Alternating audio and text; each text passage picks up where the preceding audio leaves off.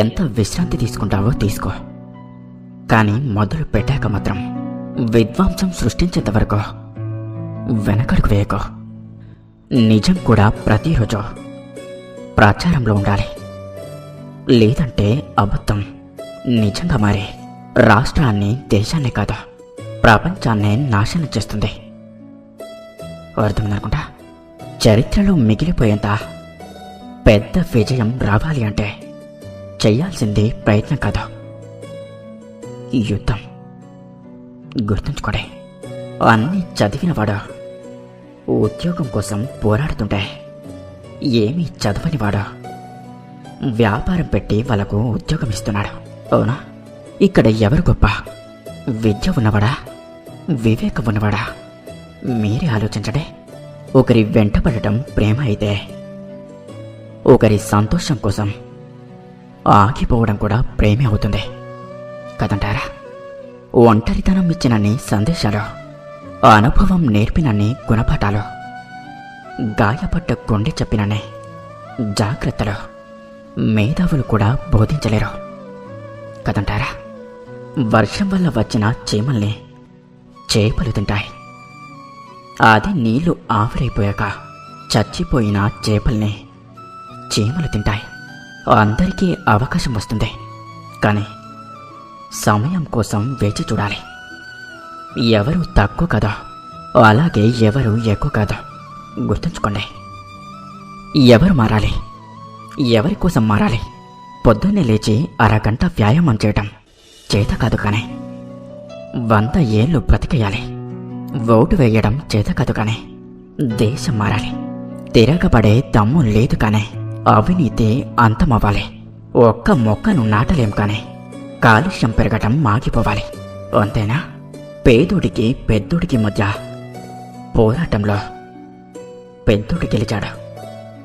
విచిత్రం ఏమిటి అంటే దానికి సహకరించింది పేదోడే. సముద్రం అన్నాక అలలు, సంసారం అన్నాక అలకలు, ఇవన్నీ సహజమే. అలలు ఎంత ఎగిసిపడినా తీరం చేరక తప్పదు. అలాగే సంసారంలో ఎన్ని అలచడులు వచ్చినా సర్దుకపోక తప్పదు.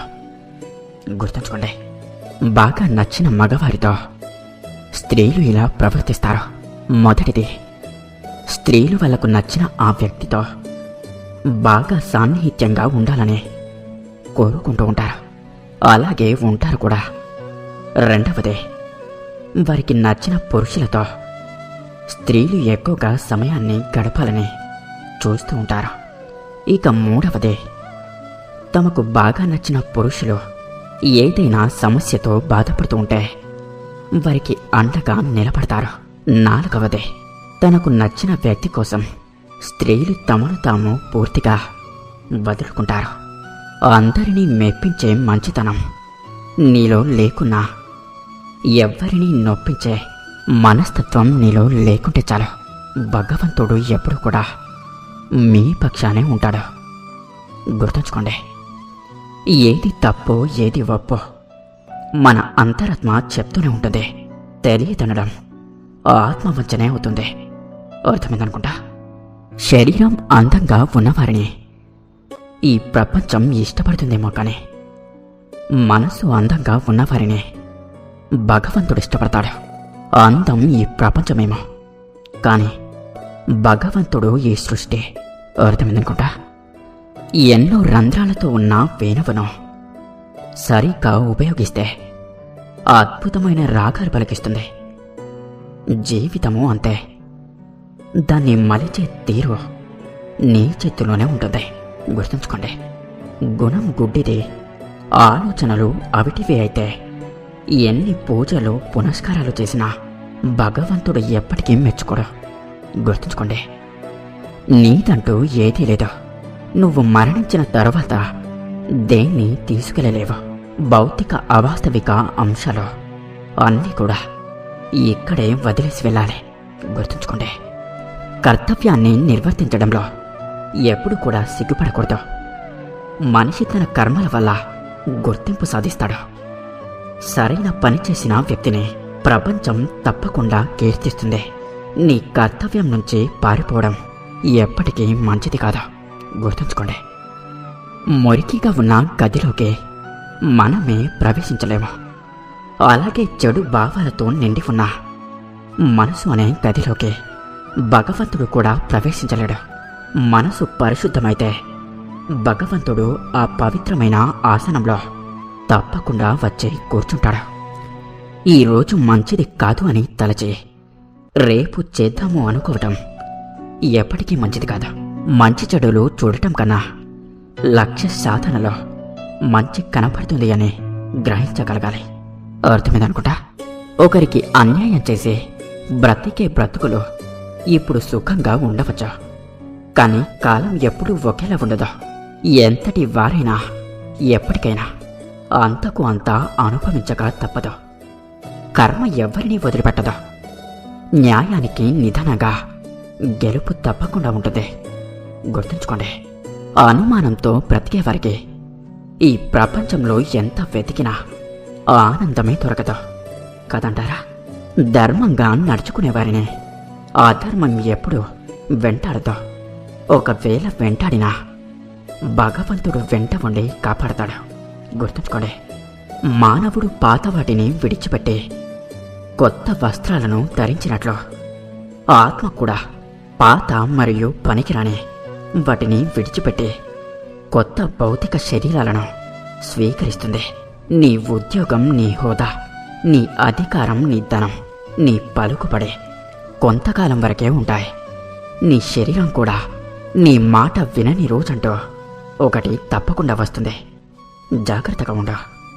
ఆస్తులు సంపాదించలేదని కన్నవారి మీద, కోరికలు తీర్చలేదని భగవంతుడి మీద ద్వేషం పెంచుకోవడం ఎంతో తప్పు. కానీ పెంచడం వరకే కన్నవారి బాధ్యత, కాపాడటం వరకే భగవంతుడి బాధ్యత. సంపాదించడం, సాధించడం నీ ప్రయత్నం మీదే ఆధారపడి ఉంటుంది, గుర్తుంచుకోండి.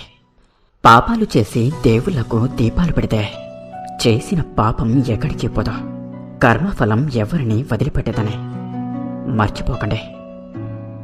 విజయమే సర్వస్వం కదా, పరాజయమే అంతమూ కదా. ఏది జరిగినా మన ప్రయత్నాన్ని కొనసాగించే ధైర్యమే జీవితం, గుర్తుంచుకోండి. విలువ పోగొట్టుకున్నాక వాస్తవాలు మాట్లాడినా వంకరగానే వినిపిస్తాయి కదంటారా. అంతిమ విజయం అంతే ముందు వరకు కూడా అధర్మమే గెలుస్తున్నట్లు కనిపిస్తుంది, కానీ అది ఎప్పటికీ జరగదు, గుర్తుంచుకోండి. కష్టం వచ్చినప్పుడు ఎదుటివారి కాళ్ళపై పడటం కాదు, నీ కాళ్ళపై నువ్వు నిలబడటం నేర్చుకున్నప్పుడే జీవితంలో ఎదుగుదల ఉంటుంది, గుర్తుంచుకోండి. మనతో ఉన్నంత మాత్రాన ఏది మనదవదు.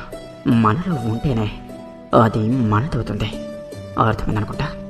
బంధం అంటే చెయ్యి పట్టుకొని ముందుకు నడిపించేదిగా ఉండాలి, కాళ్ళు పట్టుకొని వెనక్కి లాగేదిగా కాదు, గుర్తుంచుకోండి.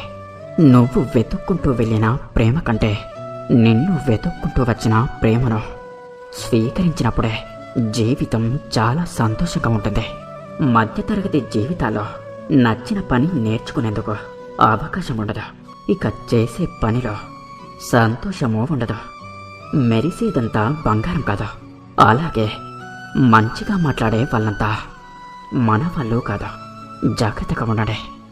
ఏ పనిలోనైనా విజయం సాధించాలంటే మొదట దానిని ప్రేమించాలి, అర్థమైందనుకుంటా. ఎవరైనా నిన్ను చూసి నీలా ఉండాలి అనుకునేలా బ్రతకాలే, కానీ నీలా మాత్రం ఉండకూడదు అనేలా కాదు, గుర్తుంచుకోండి. చనిపోవటానికి కొద్ది మాత్రం విషం చాలు, కానీ బ్రతకాలంటే మాత్రం ఎంతో విషాన్ని మింగాలి కదంటారా. గర్వించదగ్గ విషయం ఏమిటి అంటే మన దేశంలో రైతులు పేదవాళ్ళే, వాళ్ళ ఇళ్ళు ఇరుకైనవే. రోజు మంచి భోజనాన్ని తినలేకపోవచ్చు, కానీ వాళ్ళ తల్లిదండ్రులు మాత్రం వృద్ధాశ్రమాల్లో ఎప్పటికీ ఉండరు కాదంటారా. ఇక అందరూ నాతో పాటు ప్రేమతో ధ్యానించండి. రాధాకృష్ణ. ఎన్ని మంచి సూక్తుల్లో మీకు ఏ సూక్తి నచ్చిందో కింద కామెంట్ చేయండి. అలాగే ఈ వీడియో కనుక మీకు నచ్చినట్లయితే వీడియోని లైక్ చేసి మన ఛానల్ని సబ్స్క్రైబ్ చేసుకోండి. ధన్యవాదాలు.